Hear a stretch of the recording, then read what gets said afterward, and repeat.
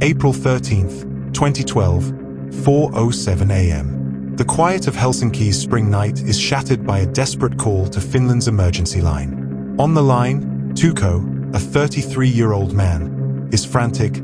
"My daughter, she's not breathing. Please, hurry."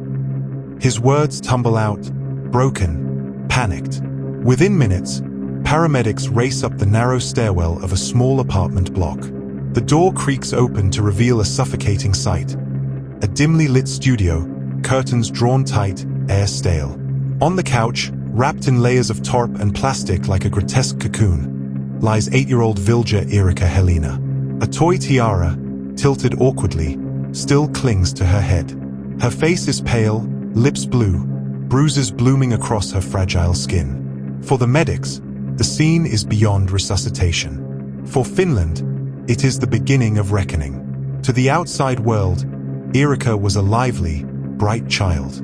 Teachers remembered her as excitable, eager to learn, always smiling when she felt safe.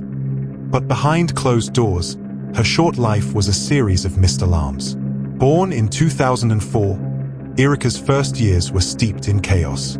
Her mother struggled with alcoholism. Her father, Tuukko, battled drugs and violent outbursts.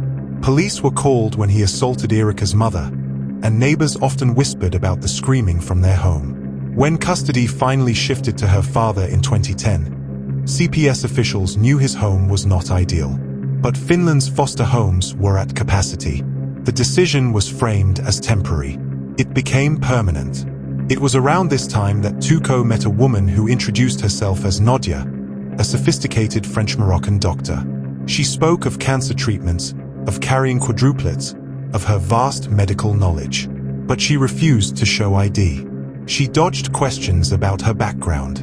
And in the tiny studio apartment, it was Nadia, whose real name was later revealed to be Sirpa, who began to dominate. February 3rd, 2011, 2:15 p.m. A CPS meeting in downtown Helsinki. Social workers note how Sirpa takes control of the conversation. She interrupts Tuukko, speaks over him. She describes Eerika as manipulative, aggressive, impossible to handle. Her words are sharp, almost rehearsed. Tuukko, quiet, nods along. The workers glance at each other, unsettled. One later wrote, "The child looked withdrawn. Not aggressive, not defiant, just withdrawn." She sat small in the chair, head down. The contrast with what the Guardian described was striking. Eerika's real voice was rarely heard. During supervised visits with her mother, now sober and desperate to regain custody, she was lively, excited, full of chatter. But in CPS interviews, she went quiet, answering with one-word responses, her gaze drifting to the floor. A wall of silence, learned fear. 2012, the year of escalation. Teachers noticed clumps of her hair falling out.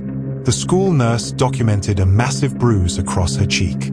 Neighbors saw her running in circles in the yard, in tears, barred from coming back inside. One neighbor recalled, "We heard Sirpa screaming at her. Not once, but often. It was the kind of scream that makes your stomach turn. Like pure hatred." When asked, Tuukko dismissed it all. He said Eerika fell during sports. He said she was clumsy. And always, Sirpa chimed in, saying Eerika was punishing her, refusing to eat, deliberately wetting herself to cause problems. The lies stacked higher, while CPS filed yet another report, yet another note. April 22nd, 2012, 10:31 a.m. Eerika is placed in temporary foster care after behavioral issues are cited. But what happens next exposes the truth. Workers at the children's institution describe her as friendly, excitable, cooperative. Her bruises faded. She smiled again. For a brief window, she was safe. And yet, despite this transformation, despite the obvious relief in her little body, the system decided to send her back. Her reluctance was obvious. "I don't want to go home," she whispered to a worker. When pressed, she shook her head, adding, "It's a secret." The worker noted her words, her hesitation, but the report vanished into bureaucracy. May 12, 2012, 6:40 p.m. A supervised meeting with her mother for an early Mother's Day. They exchanged cards. Eerika's was beautifully crafted, full of color and care. Her mother wept, clutching the card to her chest. She begged for reunification, saying, "She doesn't belong in that apartment. She's my daughter. Please." The next day, Mother's Day, was the end. In the early hours of May 13th, Tuco and Serpa claimed they found Eerika unresponsive after she screamed in the night. Paramedics found not a medical emergency, but a crime scene. Autopsy later confirmed she had suffocated over 4 to 6 agonizing hours.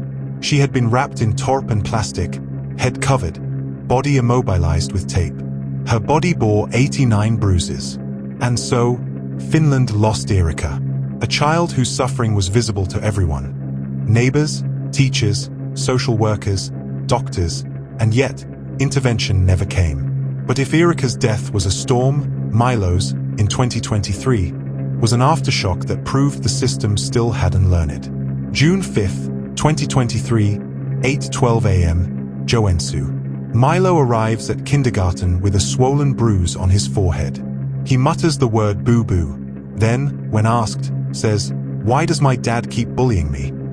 Alarm bells ring. A CPS report is filed, but no urgent follow-up comes. June 8th, 2023, 9:27 a.m. A call to 112. This time it's Sebastian, the stepfather. The boy's not breathing. Burns, accident. Paramedics arrive to chaos. Blood spatters the walls. Burns stretch across Milo's chest. His small body is covered in injuries so severe the coroner would later say they resembled a traffic accident victim. His burns were caused not by a shower, but by a steam mop pressed against his skin in a moment of fury. Milo's final days were filled with pain. He begged, cried, endured beatings. While he lay dying, his stepfather messaged drug dealers. His mother scrolled her phone, texting about Love Island. For Finland, the parallels were chilling. Once again, CPS had reports. Once again, there were warnings. And once again, a child was sent back into the very arms that destroyed him. Part 1 leaves us here, with 2 children gone, their deaths bookending more than a decade of systemic failure. In Part 2, we'll enter the courtrooms. We'll hear Serpa's chilling, remorseless confessions, Tuco's dependent silence, and the coroner's testimony on Milo's suffering. We'll trace the ripple effects, public outrage, new laws limiting case workloads, and thousands of reports flooding in after the nation realized its children had been left unprotected. Because in both Helsinki in 2012 and Joensuu in 2023, the pattern was the same. The children spoke in whispers, in bruises, in silence, and no one truly listened. May 16th, 2012, 11:45 a.m., Helsinki District Court. The following day begins under a grey sky, the courthouse steps crowded with journalists, parents, and curious onlookers. Inside, the prosecution calls Eerika's schoolteacher, a woman in her 40s. Her hands shake as she adjusts the microphone. Her voice cracks as she recalls, "She was so bright when she first came to me. She wanted to be a dancer. She used to draw ballerinas in the corner of her papers. But in her final months, she stopped drawing. She stopped smiling." Her words hang heavy in the air. Jurors, who had steeled themselves against the clinical testimony of pathologists, now reach for tissues.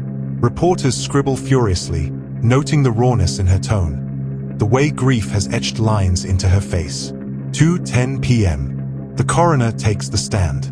His posture is rigid, his expression clinical, but his words devastate.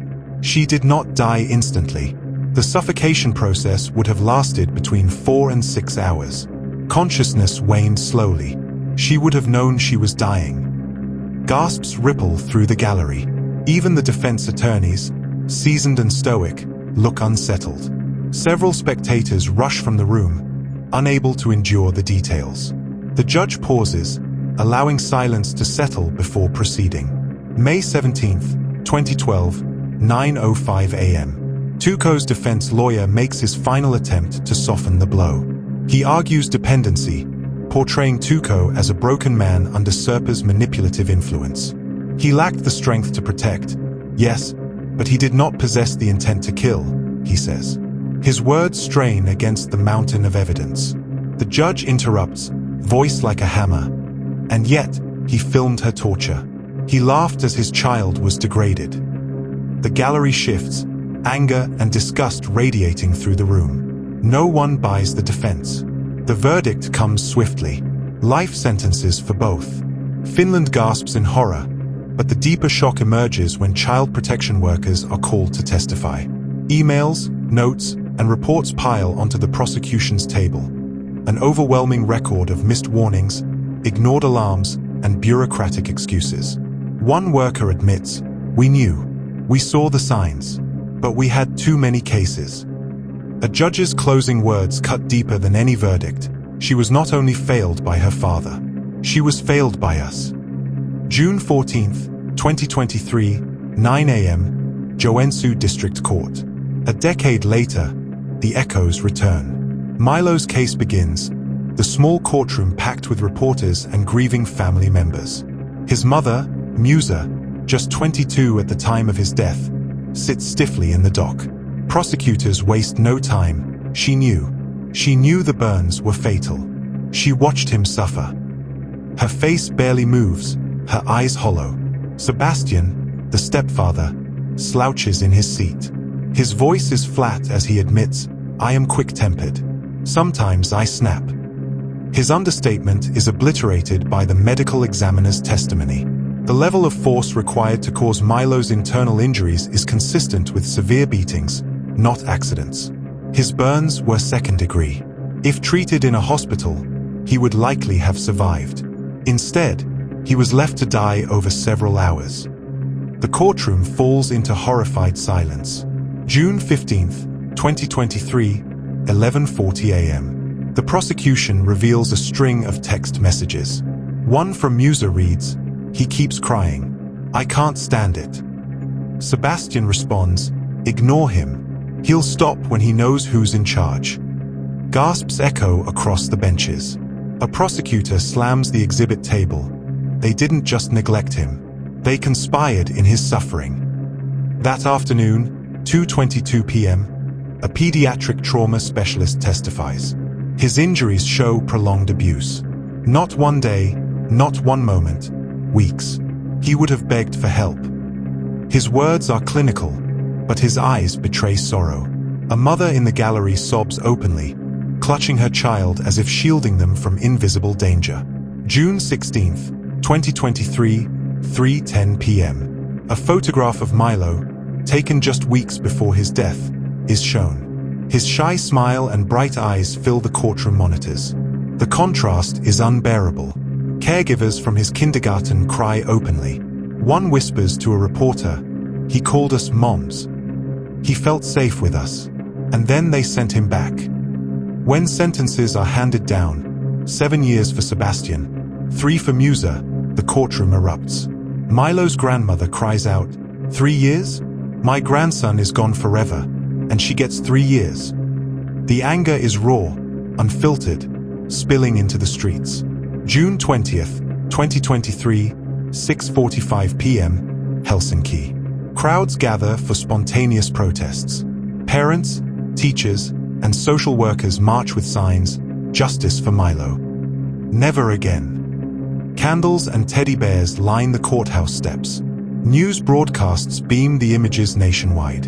The grief is collective, the outrage uncontainable. July 3rd, 2023, 8:15 p.m. The national broadcaster Yle airs a special report titled Silent Cries.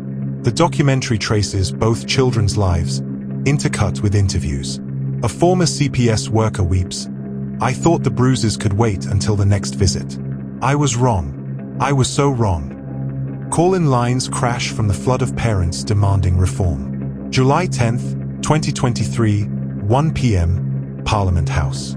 An emergency session unfolds with fury. Representatives shout across the chamber. One slams his fist on the desk. "If the system cannot protect our children, then what use is it? We failed once, twice, how many more?" By day's end, lawmakers pledge tighter caseload limits, random home visits, and mandatory police reports for all visible bruises. The chamber applauds, but the applause feels hollow. No policy can undo what was done. September 10th, 2023, 7:30 p.m., Helsinki. At Milo's vigil, the cathedral square fills with thousands. Flickering candles create a sea of light against the dark. A priest recites both names, Vilja Eerika Helena, Milo to P.O. Christian. The silence is so profound it feels physical. Then, a single voice pierces the night, never again. Soon hundreds chant the phrase, the sound swelling, desperate, demanding. Yet for many, the words sting. Because never again had been promised once before. The banners stretch wide, seen but not saved. Children deserve better. At the front, children place teddy bears at the foot of the memorial. Their innocence is unbearable to watch. Parents hold them tighter, whispering reassurances, but their eyes betray doubt. As the vigil draws to a close, a mother steps forward to speak. Her voice trembles, but her message is steady. We trusted the system. We trusted them to keep our children safe. And trust was betrayed. The crowd listens, silent and solemn. The candles burn down. The night deepens. And Finland is left to reckon with the truth. Bureaucracy cannot shield innocence, and paperwork cannot bury the ghosts of children who should have lived.